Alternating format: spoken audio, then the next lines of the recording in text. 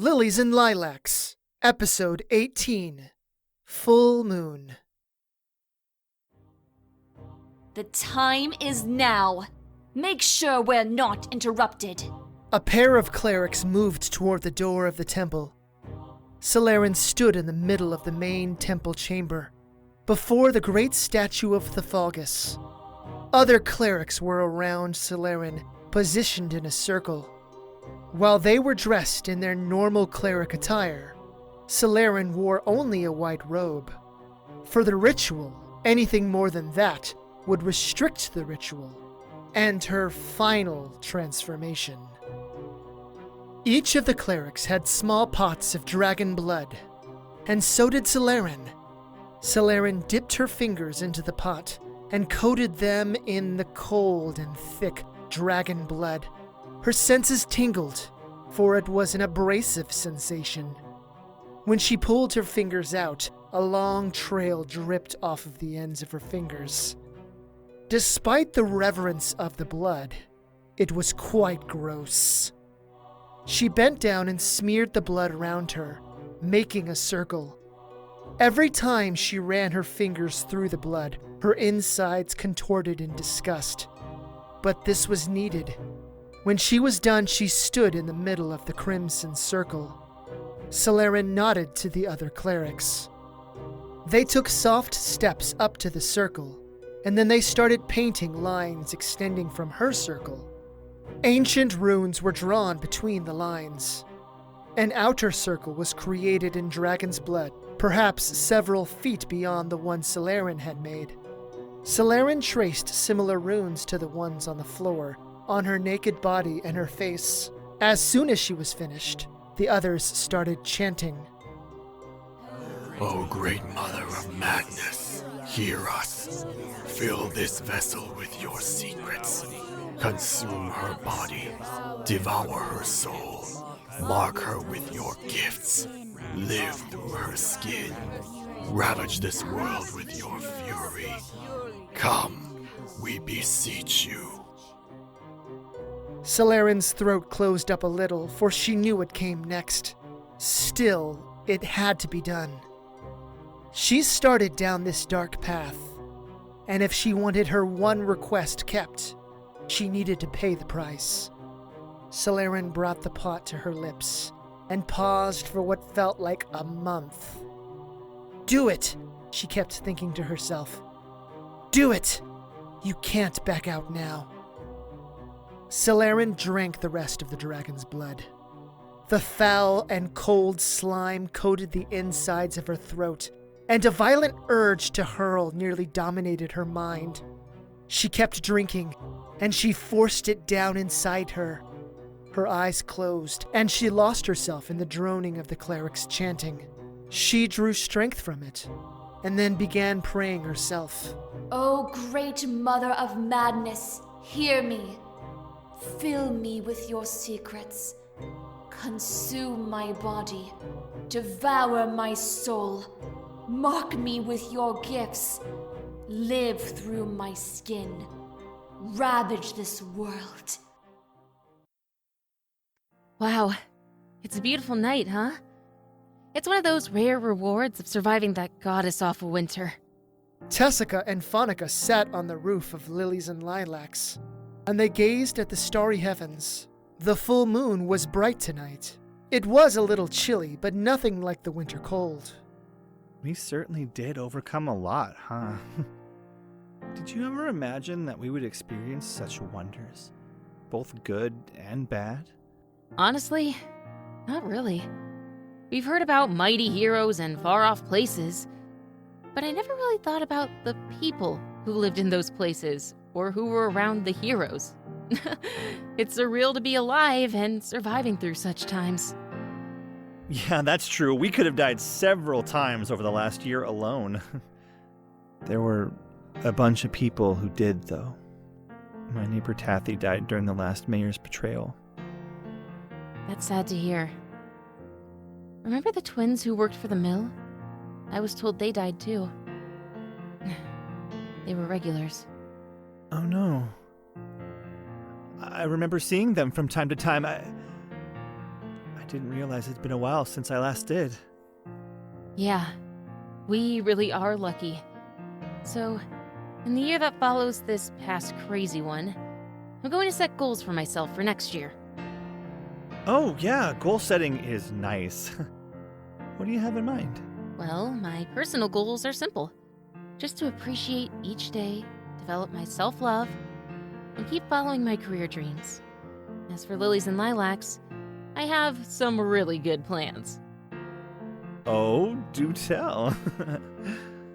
I thought about how you and Nos made a cool change in your business model, and how successful it was. So, I began to think about what I wanted to do. I began to think about what if someone tried to swipe my supplies and resources, and it made me a little anxious. Yeah, trust me. It sucks real bad. So, what do you have in mind? Mr. Cartwright is older and wanting to retire, so I asked if I could buy his distribution warehouse and contracts with the various farms, breweries, and such. He said he would offer me a good deal. Tess! That's amazing news! That would give you more control over the other taverns in town, too! Including the Spell-Stitched Spirits, maybe. Actually, I found out that Wallister goes through a different distributor for his high-end wines and food. But the Pork's Pint, the Badger's Den, and a bunch of restaurants go through Mr. Cartwright. I'm going to let him know in a couple of days if I really want to buy it. I totally think you should do it. By controlling your own supply chain, you can minimize your costs. Yeah, over this year, I want to learn that side of our industry, while taking a step back from L&L. I'd like to serve more of an administrative role and allow for others to grow in different ways. If I really do this, then I'll promote Mordon to a tavern manager position, and then bring on more bartenders and servers to work under him. That way, I'll be able to expand and make L&L bigger. You could always buy the building next to you and turn the entire space into rooms for the tavern. Yeah, I thought about that, but neither building on either side of me wants to sell. Enough about me. What about you? Fonica laid back on the roof, and Tessica laid beside her. This whole new venture with Nas has set me on a new path. I've always known I wanted to be a merchant, even when I was little. But as for my goals, Fonica grinned widely. I certainly want to see the business grow with him. He and I talked about it, and our first step is to gain enough coin and market value that we fairly run the other enchanters out of business. Not by buying out their leases or affecting their suppliers, but by good old-fashioned superior quality, accessibility, and affordability. That really is the best way to do it, rather than underhanded tactics. Yes. We're saving all the underhanded tactics for Oliver. Once we get established as the premier enchanting store in all of Autumn Bliss, we're going to launch an economic counter strategy that will erode Oliver's pathetic little pseudo-guild by creating artifacts and enchantments that will make all of the little things he sells obsolete. Wow. I'm so glad we're best friends. Fonica started to laugh, but then she stopped, her face scrunched up. What's going on with the moon? Tessica glanced upward. When she saw the moon, a cold dread washed over her. So far, so good, at least for now. Levin wandered through the streets alone, and he kept his eyes dancing all around. Ever since the incident with the former mayor, the ranks swelled with emboldened people. More than a few people gazed at him with excessive admiration, and it made Levin squirm. Levin was just doing his job, nothing special. Everyone else, on the other hand, called him a hero. Well, if it got more people into the city guard, then it was something he could tolerate. His first real challenge as a commander was that damned bandit lord, Shork the Shadow. Thanks to the tip from Tessica, dozen adventuring parties were hired and sent out to hunt the bastard down. If fate was kind, that would be the only obstacle he would have to handle for a while.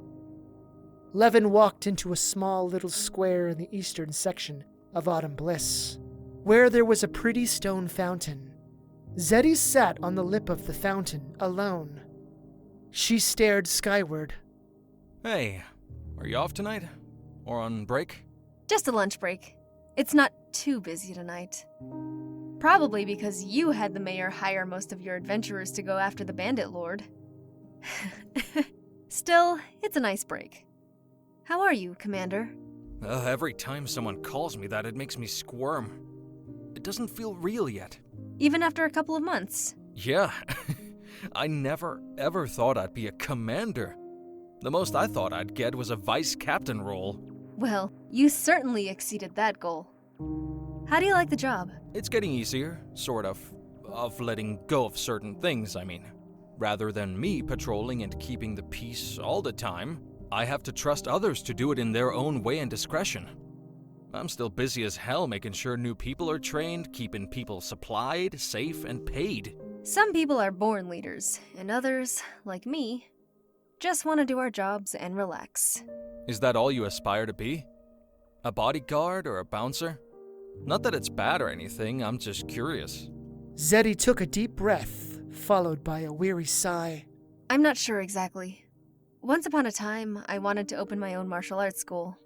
That was before I became an adventurer and walked away from that lifestyle. Now, I have no idea.